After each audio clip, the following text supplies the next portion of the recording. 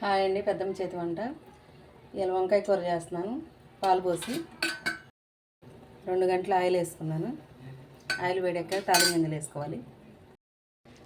Oil వేడైంది, తాలింపు గింజలు వేస్తున్నాను.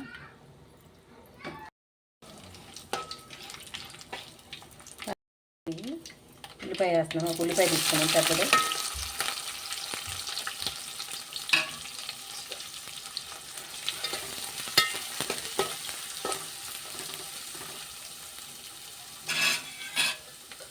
రెండు కరివేపాకు రెమ్మలు తీసుకున్నాను, వేస్తున్నాను.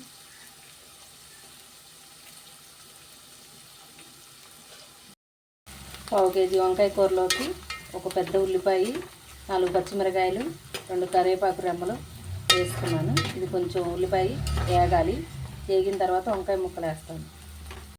ఉల్లిపాయ వేగింది, వంకాయ ముక్కలు వేస్తున్నాను. పావు కేజీ వంకాయలు అవి.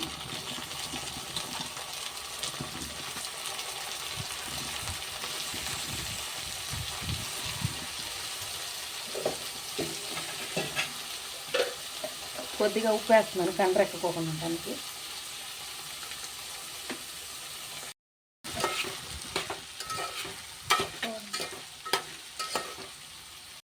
వంకాయ ముక్కలు కొంచెం మగ్గాయి, పసుపు వేస్తున్నాను.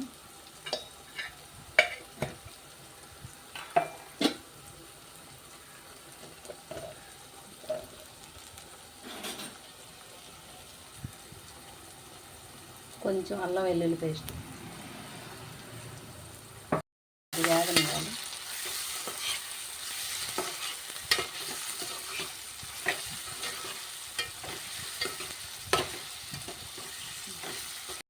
అల్లం పేస్ట్ వేగింది, కారం వేస్తున్నాను. స్పూన్నర కారం వేసాను. వేగనిచ్చి పాలు పోసుకోవాలి. కారం కూడా వేగింది, పాలు పోస్తున్నాను. గిద్ద పాలు పచ్చి అయినా పోసుకోవచ్చు, కాగబెట్టి అయినా పోసుకోవచ్చు. కాకపోతే ఉప్పు సరిపడా పాలు కొంచెం ఎగిరాక వేసుకోవాలి. దాని పాలు పోస్తే ఇరిగిపోతాయని వేయలేదు, ఇప్పుడు వేస్తున్నాను. ఒకసారి కలుపుకొని కూర అయిపోయింది వండటం. ధనియాల పొడి వేస్తాను, ఒక స్పూన్ ధనియాల పొడి.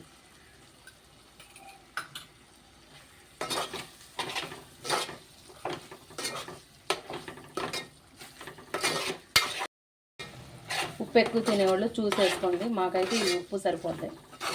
కూర రెడీ అయిపోయింది. వంకాయ పాలు కూర రెడీ.